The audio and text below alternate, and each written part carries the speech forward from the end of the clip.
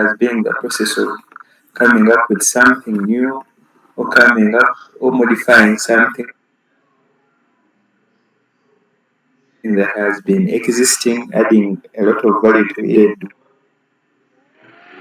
with in that module in innovation.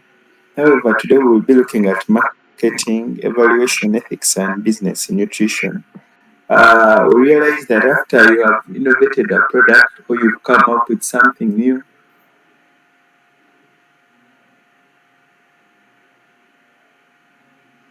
to test. Uh, People are going to find it out of uh, and get that commodity immediately. Uh, Sorry about that. They will come and get that commodity on their own. In most cases, what people do, they go into the market, do their marketing, then whether it is going to make money for them, whether in this we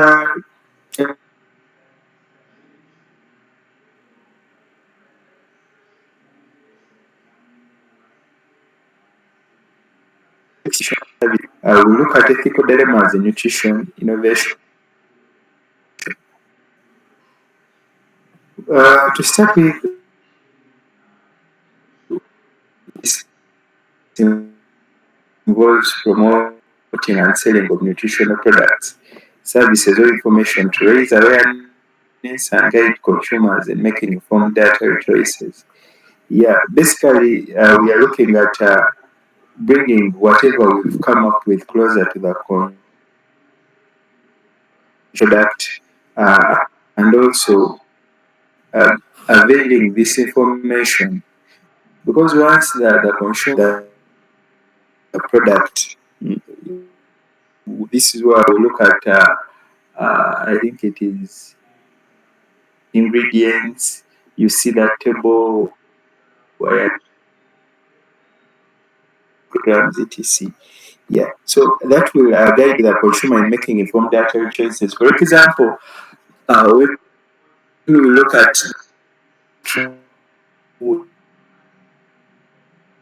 all their eating habits are influencing their health. People are more cautious of what they're taking in terms of calorie, in terms of minerals, in terms of vitamin. It helps the consumer make an informed decision. And once the consumer has made a decision, and if a product that is on the market, we will find that it will be to your benefit, you as the developer or you as the innovator of this particular product. All right.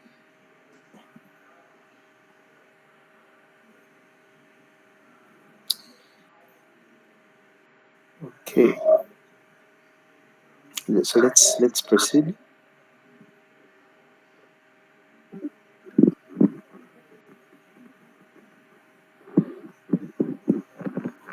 And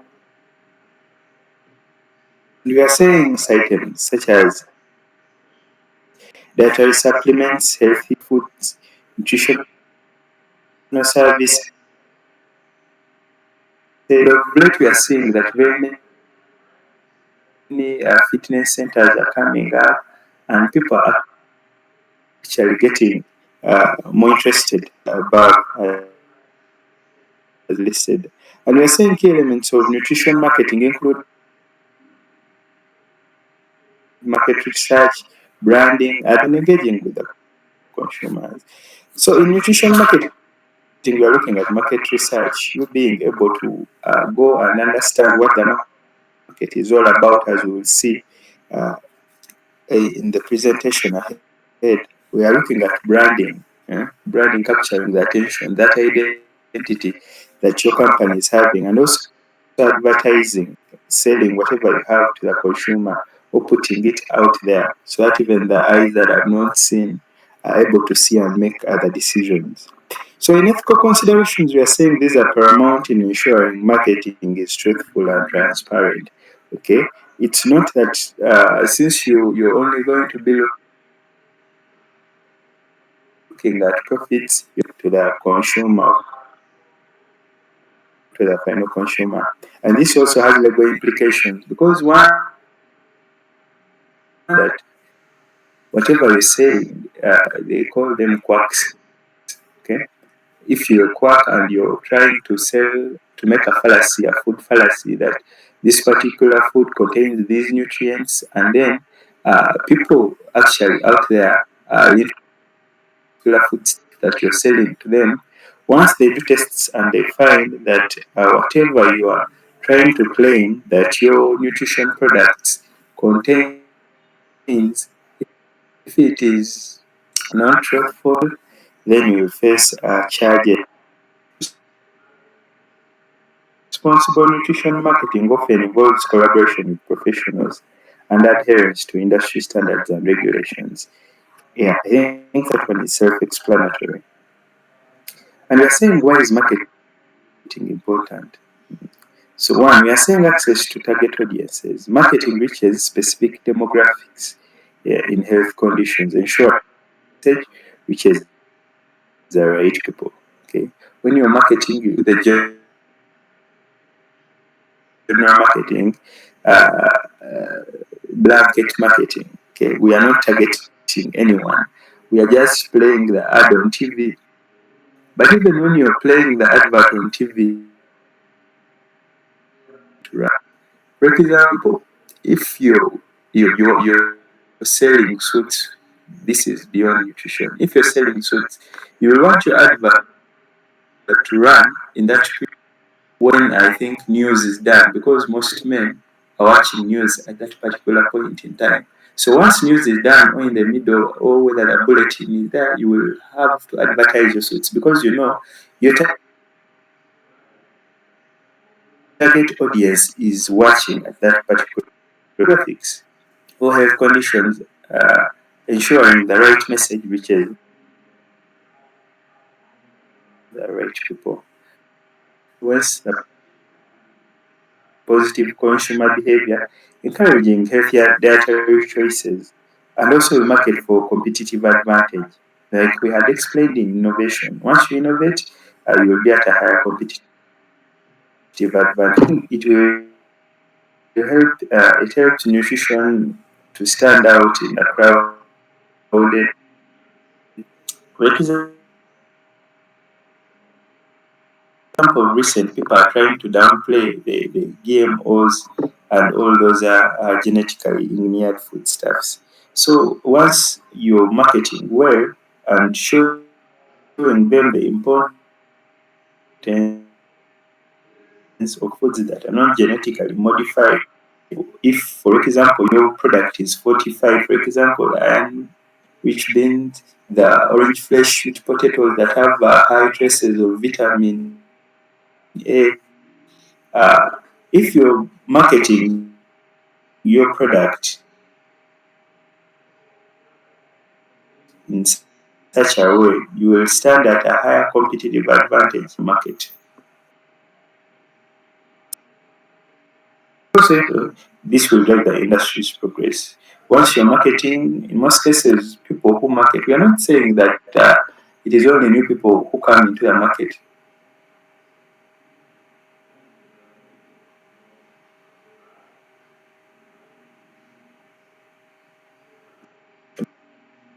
We are saying, they will start marketing compared to people, but you will find it vice versa that people who have been in the industry for a bigger period of time will keep on. Okay. And we're also saying public health impact and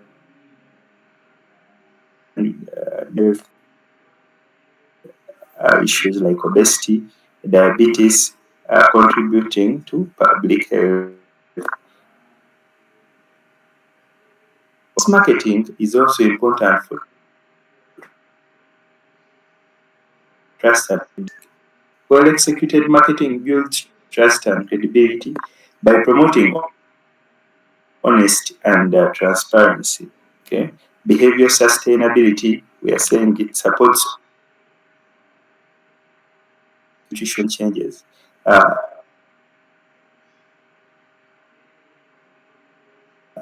That is self-explanatory. The consumers are getting this knowledge every day, every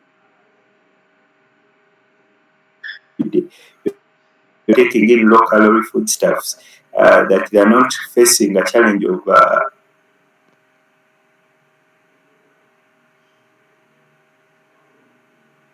cardiovascular diseases. It is to support the ongoing consumer engagement, and this will lead to behavior sustainability.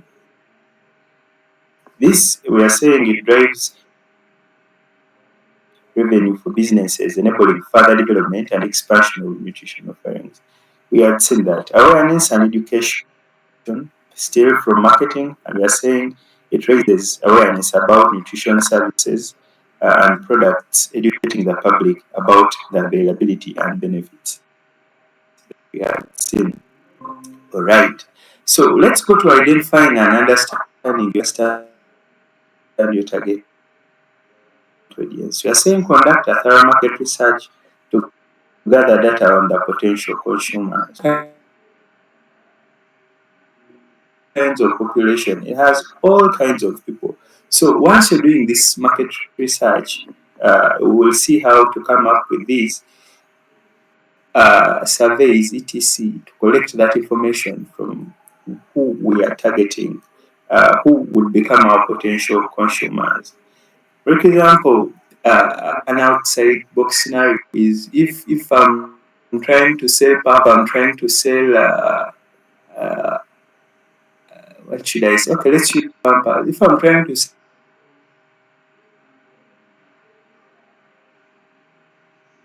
but I will try as much as possible to be near the hospitals because I know children. Okay, these children have compromised immune systems and they are always falling sick. So when they are always falling sick, then I know their mothers obviously will bring them and they will always purchase my Pampers.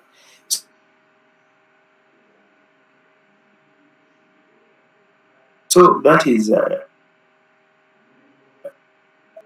we are looking at also identifying specific nutrition needs and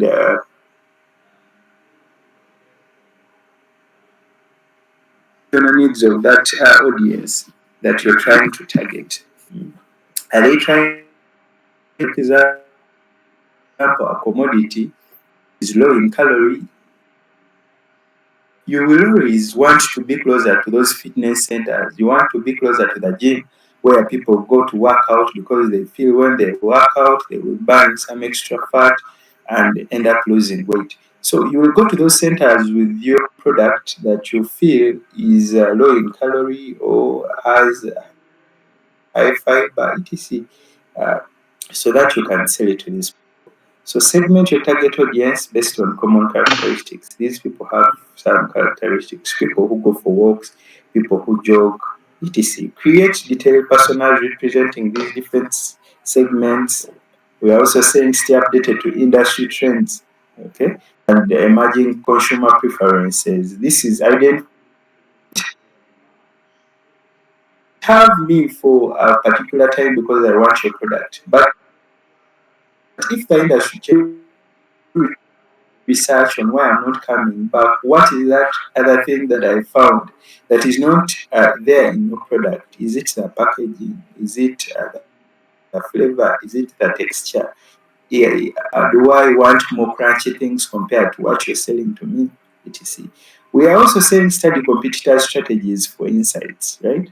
And this always brings challenges when new people are out there in the market. You really feel that you are at war, but it is always okay to study a competitor's uh, strategy. Okay, you could sit back and understand. Once you understand your competitor, then obviously you're going to be at a ways to gain customer insights. This we are talked of because you're dealing with the customer directly. It is them that know how best they want your product to be for them. However much you have, if we are going to software, something that I'm interested with, we have what we call a user design, user interface designer, something like that. For example, Facebook, when Facebook launches its application, there is that user interface or a UX designer, something like that, who will come up and say this icon looks fake, this particular button doesn't respond well. Will the user want this? Will the user want this? So then after they roll it out, all this they are doing to collect feedback. That's why we see on Google Play for every application that you download, you have what they call reviews, and this is even in those developed to uh, shop, supermarket, etc. They have online pages or websites where you could leave a review, and the more reviews you have, the more customers you will be getting. All right, yeah. So let's proceed. Examples of successful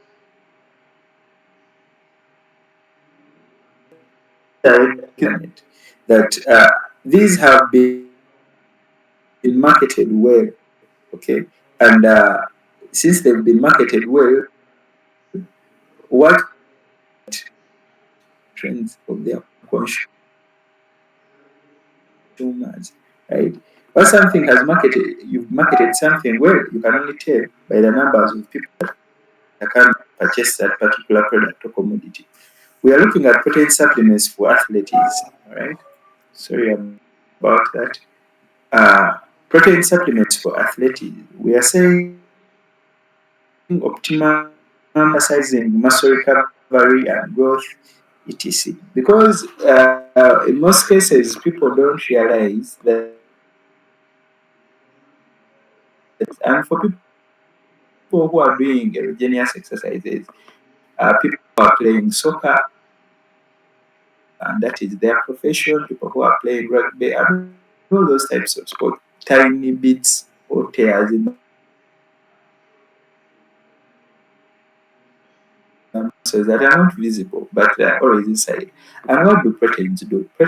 So in developing structures,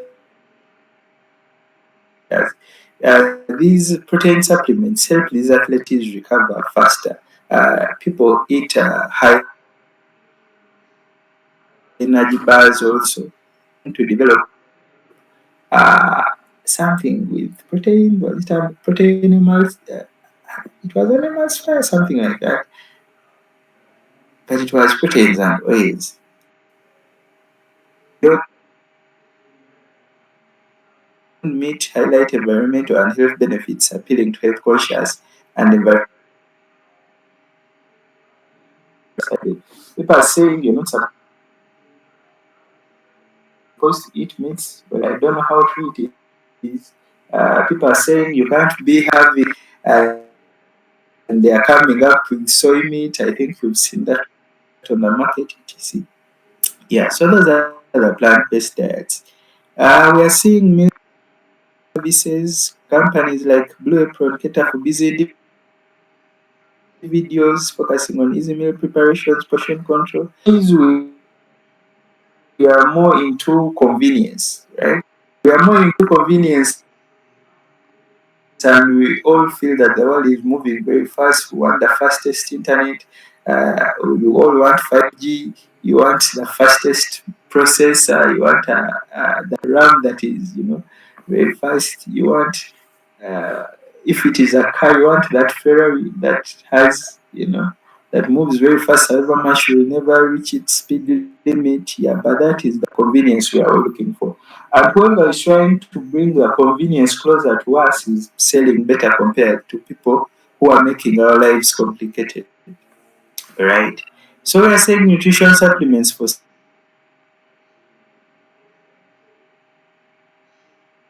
emphasizing their specific needs and featuring activities for older individuals in marketing. And like we had said, in marketing helps you understand your demographic, your target demographic. These elderly people never target them in most cases compared to the youths that we are always targeting. However much we have youths that adults or the 20 elderly that you will display your advert to or that you will target your nutrition supplement to might be able to purchase it and faster compared to the 80 youths you will display or market to your particular service or product. And this comes in a way that youths have a lot of choosing to do. But then the elderly, once they're stuck with you, they're stuck with you for good. And you will find that brands that are targeting elderly individuals actually are making more profit from very few people. Because if I'm having only 10 elderly and I come and tell them about a particular goal, if three are interested, the three will buy. But if I have 10 youth and come and talk to them about a particular product, if we are looking at allergen-free foods also, we are saying Enjoy Life Foods provides allergen-free options. Keto diets, we know what keto diets are. Okay, these also promote weight loss and improve the energy levels. So these keto diets, what it is, ketogens are a byproduct of protein metabolism, right? Yeah. So I think it's ketone bodies, not ketogens. They're ketone bodies. Sorry about that. So these ketone bodies, once we take in a lot of proteins, yeah, proteins cannot be stored in the body.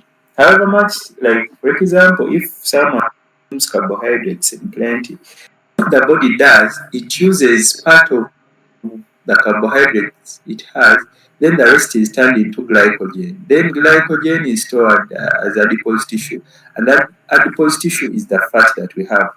Unlike proteins, that even if you take in huge amounts of proteins, the body doesn't have any storage mechanism for these proteins that you're taking in the body. The tissue is already formed, right? So all the excess that you will take in will just be turned into what? Ketone bodies. So it will just, most of it will go out, the rest will also be turned into ketone bodies. etc. So you never gain weight if you're only taking in protein. However, if you're taking in the carbohydrates and fats, you seem to gain weight. So people are trying to look at these proteins as an escape route in weight management. Eating strategies. Yeah. So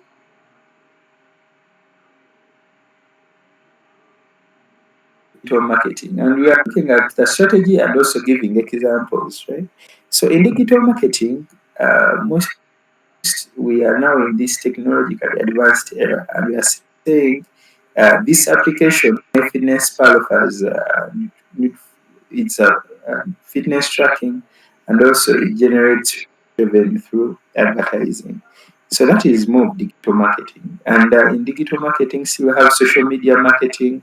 Uh, there is this application, Healthy, uses Instagram to share visually appealing and health focused content to build a dedicated following. Yeah.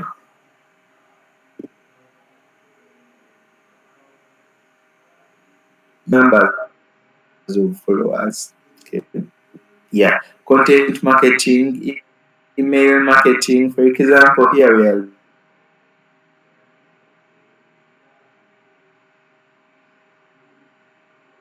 And it sends them recipes, it sends them tips and promotions, something like that. And marketing strategies open their emails in the morning.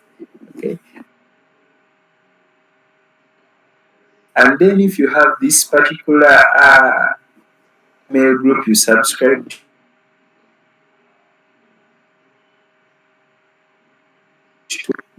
choices of food, it is the females that try actually to come up with these dishes and menus, etc. and meal plans.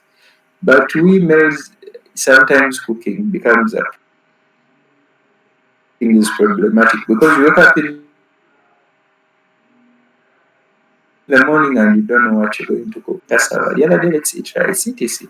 But if you have this is actually your chef assistant, okay, it is giving you step by step on how to cook that. It's called consumer skepticism. Okay, what do we mean by skepticism? We are saying that you're doing a particular thing, right? Yeah, many consumers are skeptical of nutrition claims due to advertising everywhere, right? People are looking at juicing, trying. People have taken all kinds of lemon, oranges, etc., trying to use juicing as an escape, okay, in weight management. So all that misinformation that comes, other people are trying to look for. Every person is trying to come up with a concoction, and they will tell you this will help you reduce weight maybe in 2 weeks. And saying we will reduce, let's say maybe to mention has led to consumer skepticism, and this is a challenge at people who are even if you're coming to a person who is well versed with, even if you're saying the truth, people will still have to think twice about your product because of what the previous product getting is already the same. How a quack or a person who is deceiving is going to come to market to you, it is the same person. It is the same way a person who is telling you the truth is going to come. Then like in clear and convincing manner to consumers can be difficult. Yeah, we realize that most of our consumers, some people have literate of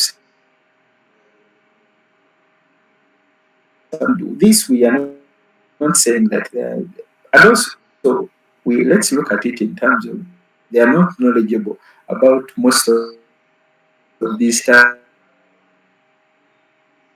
that you're going to come up with. Counting, you're going to talk of, all those types of things, metabolism, etc. So once you're starting to talk about those, the person is going to say that is so much. Actually, in this complex science, that is what gives leeway for people who are misinforming the public. Because they will use these complex terminologies instead of finding easier ways to explain them to these terminologies and end up selling to them. But nowadays, people won't buy what they don't understand. If you can't simplify whatever you're trying to sell to me, I won't buy it. But if someone comes and simplifies whatever they're trying to sell to me, it will make more sense to me that I can actually defend whatever the product is in front of my friends, in front of my peers, right? Yeah. Changing trends also. And we're saying nutrition trends can change rapidly, making it, yeah, things are is changing. Like I told you, the world we are in now is quite very pessy. It is very pessy right now. That if you do be out of market, so you're marketing this product, but then we have already gone far from that. So you need to draw another plan and make a different strategy. Sorry, regulatory compliance. We are saying nutrition products and services can often. This is really right. The governments are all those are as much as possible to protect their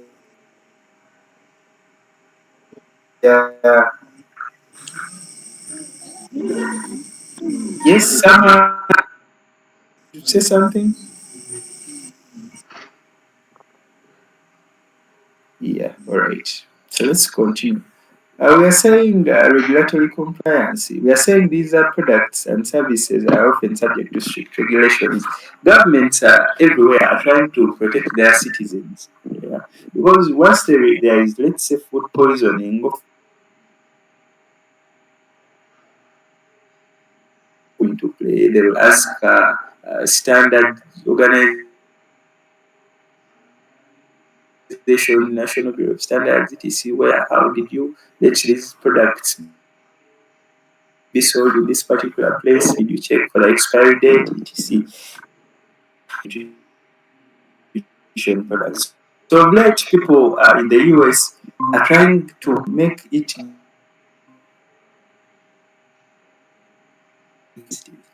so they are making it very who are selling these beverages that contain high amounts of sugars and high amounts of calories to sell, and their adverts are being taxed expensively, right? Yeah. Also, an overcrowded market. The nutrition industry is highly competitive, making it challenging to stand out and reach your target audience. However, on that point, we looked at innovation. And trust me, if you have innovated something new and you all that has have made it very easy uh, to win the overcrowded market. We've looked at how do we now those were the challenges we had. So how do you that you're having? Okay, one, the complex science, please go and look for professional advice, okay? And also encourage potential customers to consult with the understanding, right? Because however much you're trying to simplify, whatever for you will consider that is simple for me to understand, I won't understand. So you could tell them to go and read more, you could give them material with them so that people are well knowledgeable and know what they are looking for in your particular product. That gave me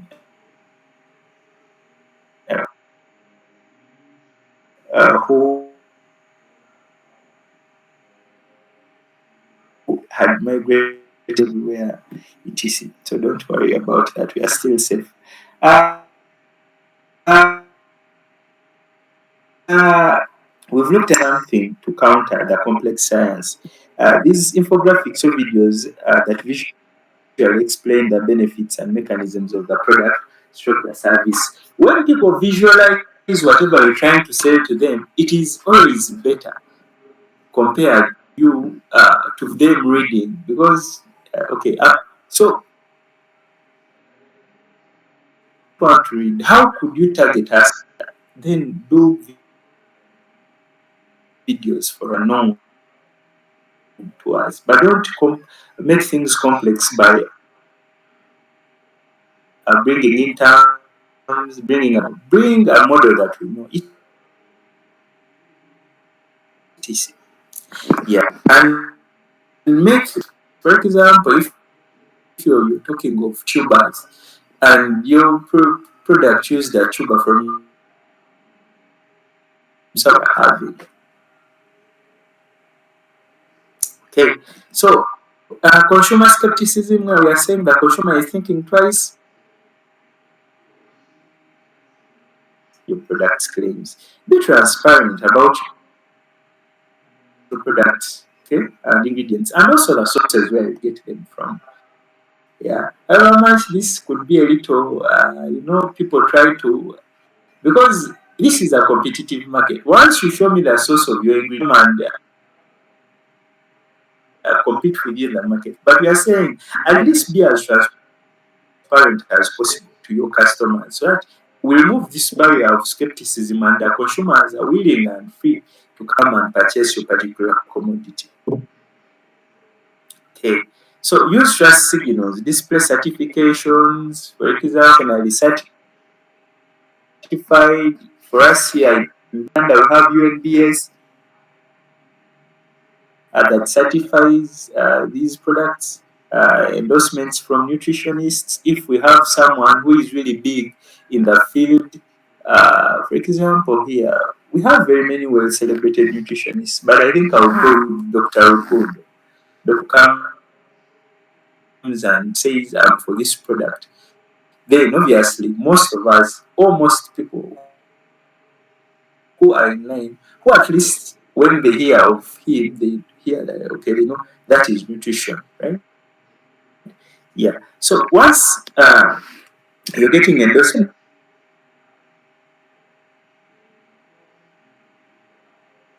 obviously, all right, changing trends, we are saying educate sure that they're well informed about the latest trends in nutrition. Encourage your teams to do research every now and then. Tell them what is trending in the market. If it is the juice, what is trending? The packaging has changed. The storage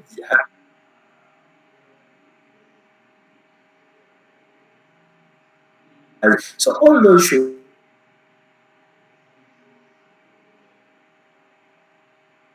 be kept in mind.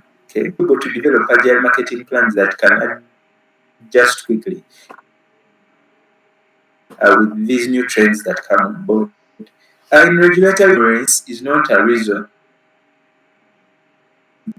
for actually, how do they say? What is that saying? Ignorance is not okay. Ignorance is not a leeway for crime. Take that one. But that's why I got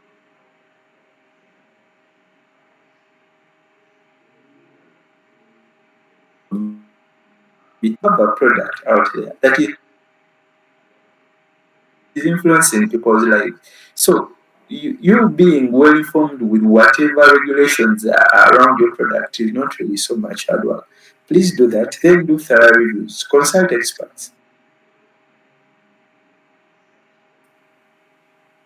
Looking at how am I going to target my particular customers or consumers. We are looking at referral programs. I think you've seen you have this discount etc. It is more like affiliate marketing. Differentiation, quality, pricing, and specific benefit. And I told you you can only achieve this if the product you're putting out on the market is is as good as you're claiming it to be. Okay? It has that particular intuitive innovation that people are looking for and they can't find it elsewhere. Because if whatever you're selling to the consumer may be cheaper, maybe more convenient, they will always try to go for that.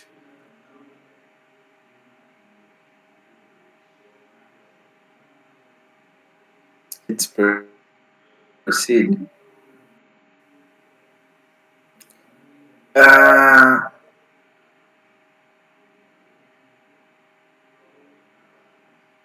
each within the market that your product caters. These herbalists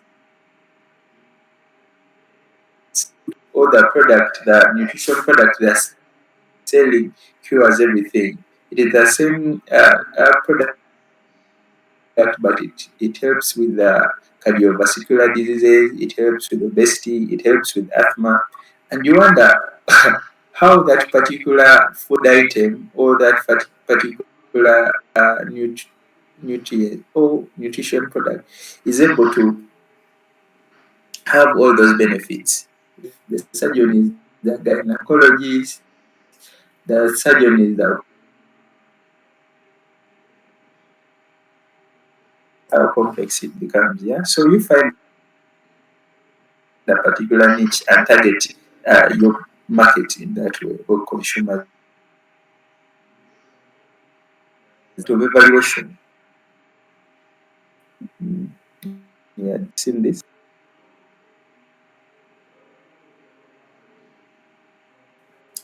What is that? So when you evaluate comes, Yeah, evaluation there has the outcomes. Okay, quality enhancement is also why uh, evaluation is important. So evaluation identifies areas where the nutrition products or services may fall short of expectation. Because when you evaluate, we have, I think you've seen those evaluation forms that have smiley faces on them. Good, not so good, oh, I agree, strong,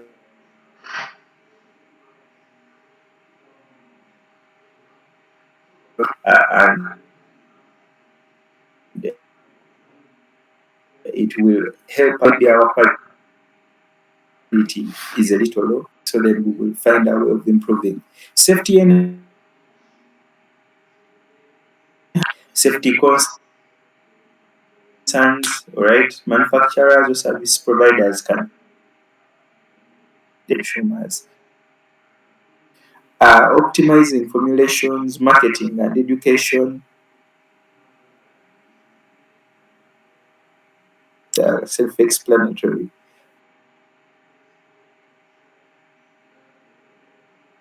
Okay, so yeah, so why is it very crucial for your product or service to be evaluated? Some people don't want evaluations, me inclusive. People don't actually. Whoever doesn't want examinations, whoever doesn't want coursework, whoever doesn't want to present in class, that one doesn't want to be evaluated. Yeah, sometimes it's challenging, but that is the only way we can understand where we are. Sorry.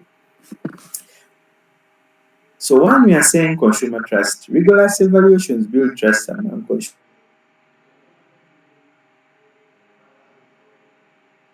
Okay, knowing that a product or service has been thoroughly tested and validated makes the consumers more confident about their choices. Has been evaluated by a number of people.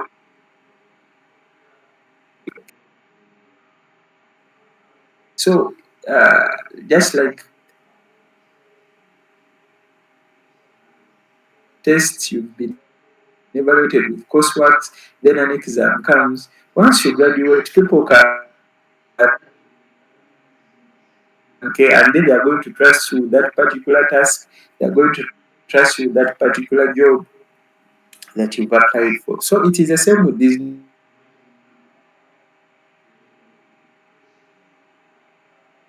proven beyond doubt. The customers will trust it better compared to if it has not been tested well. Evidence-based decision making. Okay, so this data is evidence to inform the person to make a decision. That provides valuable insights into what works and what doesn't work. So this feedback loop is essential for continuous improvement of these products and services. Right? Then we will go on and do an evaluation. Right? So every after a course is done, every after a module is done, then we'll have an evaluation. We won't wait for the whole course to be done so that we have these evaluations. We have these evaluations in bits, and then okay, proceed. And regulatory bodies often require these evaluations. Things tested, did they pass through?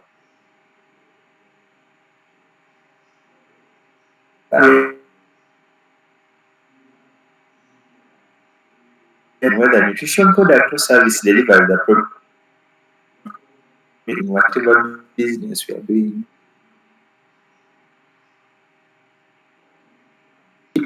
Please first go back and revise whatever it is. If it is a phone and that is causing the try to be okay, you empathize.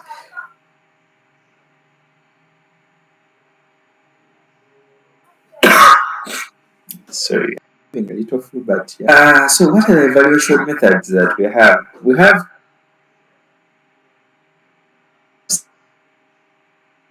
surveys and questionnaires. So what is the purpose of these? People nowadays, we are in the digital era where Kobo Collect, ODK, etc. All those are in plenty. So they can be used to gather this information. Okay, consumer is the person who is going to take home whatever you've created. So if you are not satisfied, then my friend, you're not instructed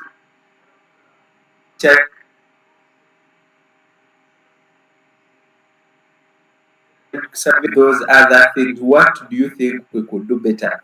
Where do you see the challenge?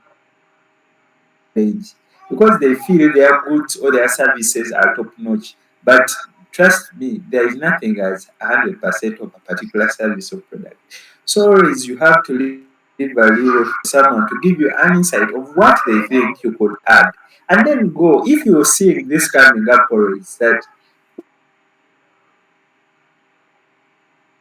what is in your product, then you're getting the same responses. It is something that you missed out on, right?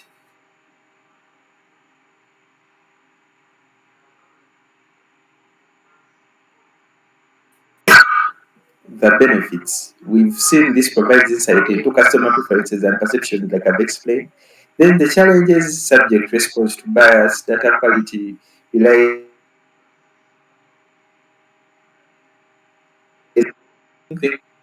things like that. But we've given them clinical trials. Okay, that uh, choose. This is done in, for example, this beaver. No, it's mostly. I think it is done when people are trying to come up with these small designs. For example, the glucometer that people use to test their glucose levels, the people who are having diabetes. So they go, they test themselves and see how they're using it better, etc. And what are the benefits? We are saying it yields evidence-based results on product effectiveness because the person has used the product before, and also now they've used it after, and they can now do things changing their life. And we are saying it's challenge that it is expensive and time consuming, also ethical considerations to phlebotomy and staff. You will need to have those huge documents from Ministry of Health, government, etc. So also customer feedback reviews. This we've seen. And we are saying their purpose is to capture real world user experience and opinions. Okay. Gather feedback from customers through online on your consumer and asking how are things. Okay. How was the product that you used last time, etc. Yeah. So the challenge we are saying, so that is the customer feedback and reviews. Okay, let's proceed. Also, nutrition analysis and testing. We are saying assess the nutrition content of food quality. This should take the food to the laboratory, and whatever you say in amount of sodium you say that in your particular food stuff, we'll try to go and ascertain if there are exact amounts, right? And what we are saying here, it will ensure that the product accuracy. Okay. Challenges: it requires specialized equipment. But then most governments have these bodies that have these equipments that will get a fee. But that fee is cheaper compared to the number of products you're going to be putting out on the market. Also, we are having focus groups. Focus groups are a group of your consumers. These will gain, the purpose is to gain in-depth qualitative insights from a small group. Okay, so these group discussions explore perceptions, attitudes, etc. And I think you will do more of this in research methods. Okay, so it provides qualitative data and allows you in probing for responsibly collecting your research. Challenges: it is limited, a limited sample size and representativeness. When we are looking at these focus groups has those people who have been working with your product. You're looking at the distributors, you're looking at, and some of these people don't use the product they sell to the consumer. So you might get misinformed going well as you may think. Long studies take a longer bit of time. And we are saying these collect data at multiple time points, okay? They come this year, they collect, then they let you it evaluate sustained benefits and potential risks, okay? Because now, for example, taking you, to people no longer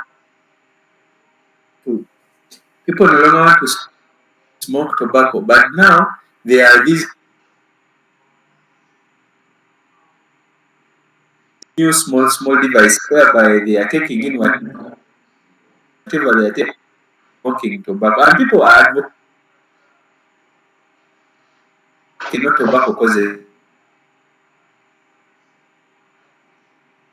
lung cancer. Okay, that is an attributed risk. We don't know what vaping causes right now because we've not done a longitudinal study about it. So that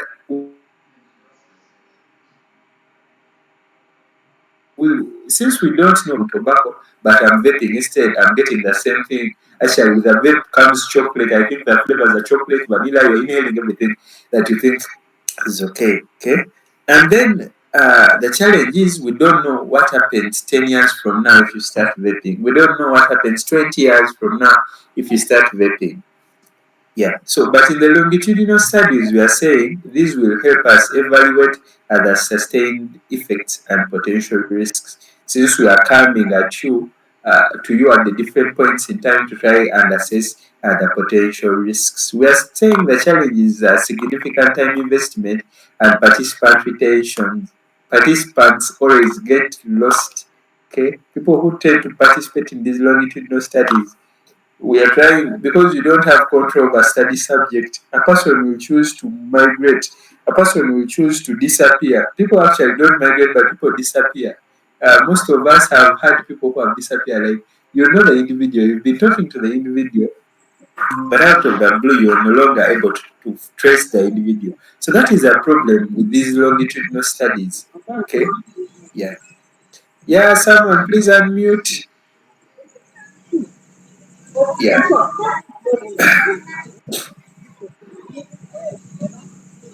Puru, please unmute. Oh, you're having a lot. Okay, you understand. Sales and market analysis, we are also looking at this. Okay, uh, and what we are looking at how you could collect data, right? Yeah. Sales and market analysis, we are looking at it being able to access the market performance.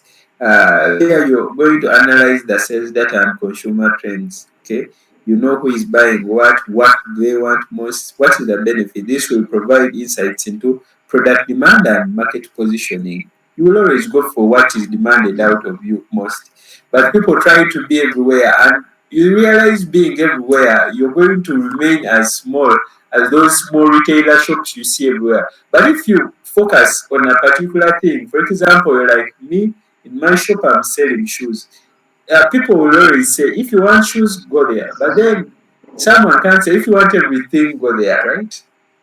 Yeah, so you will position yourself better in the market.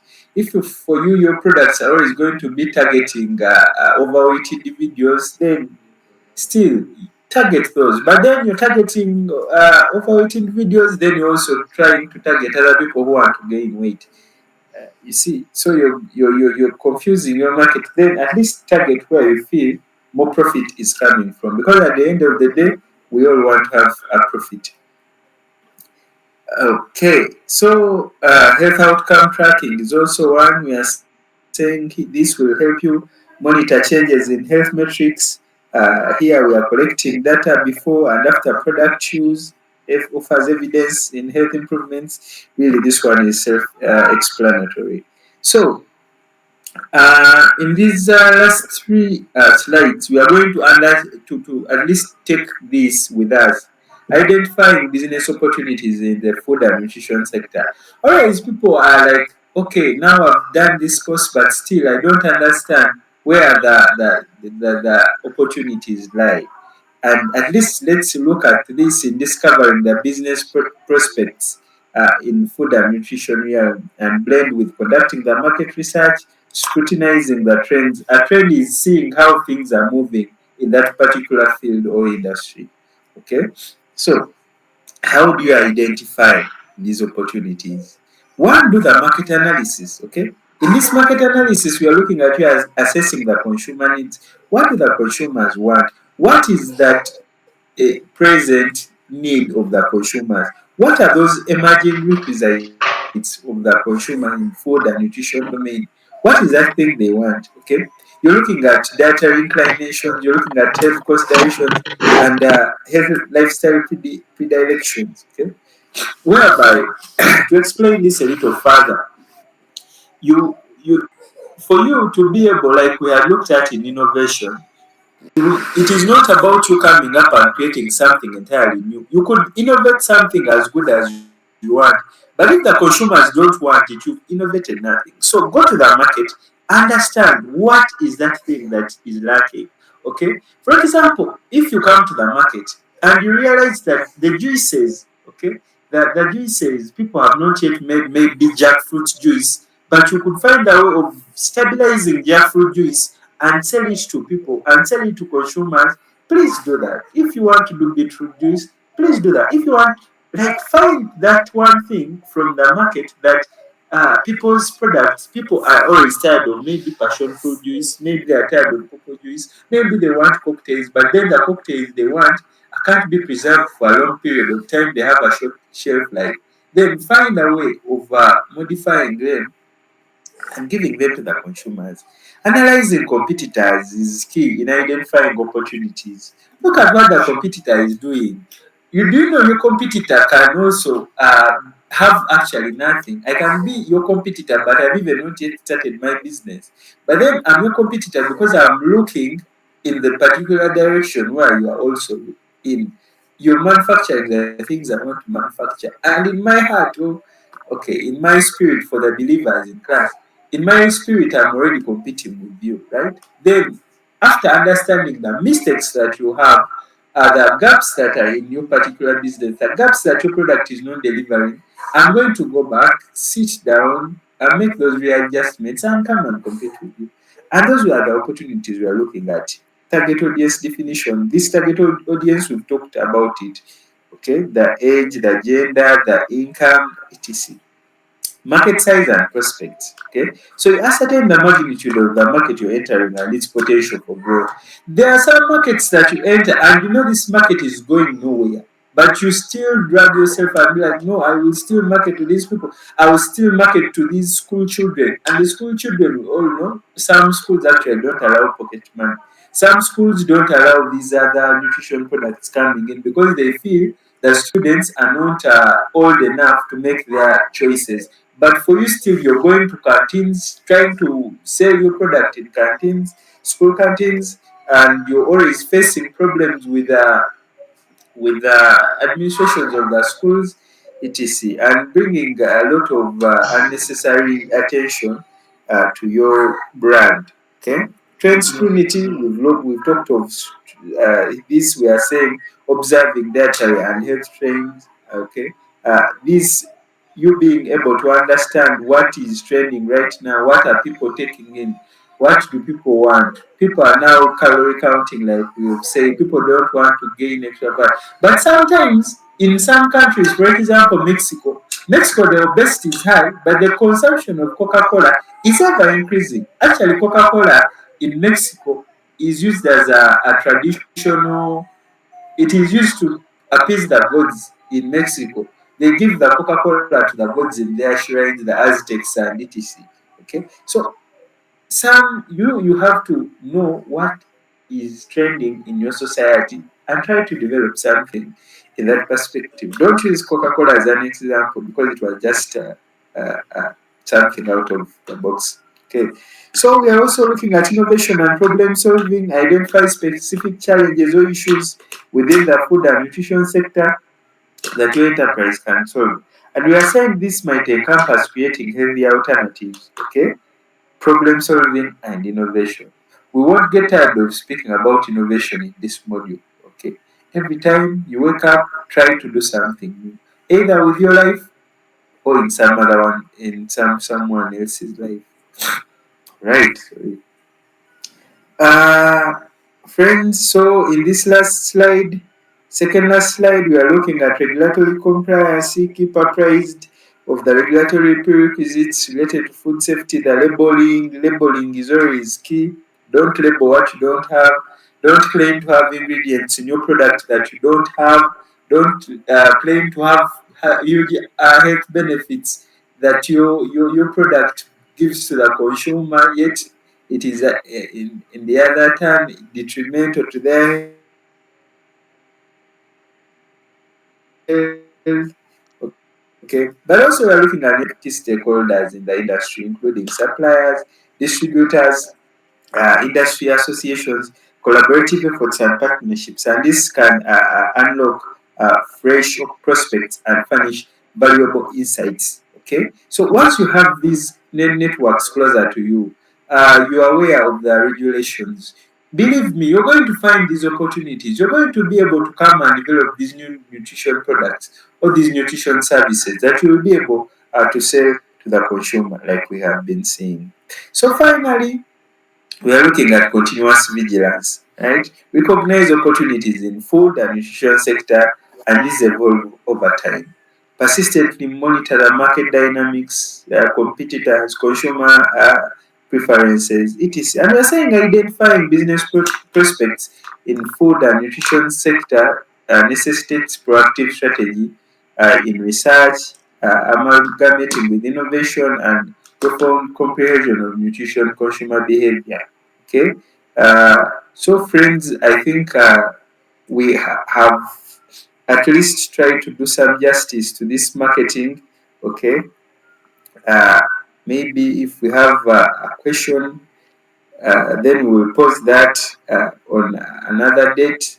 Once you go through the resource material that will be shared, we will be able to talk further. Unless there is anything, I beg to stop here. Thank you.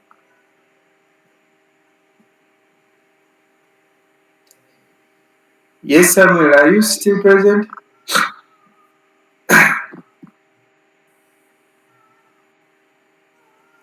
Okay, so friends, since there are no queries, our next lecture I think is tomorrow, Saturday. Yeah, you have a good evening.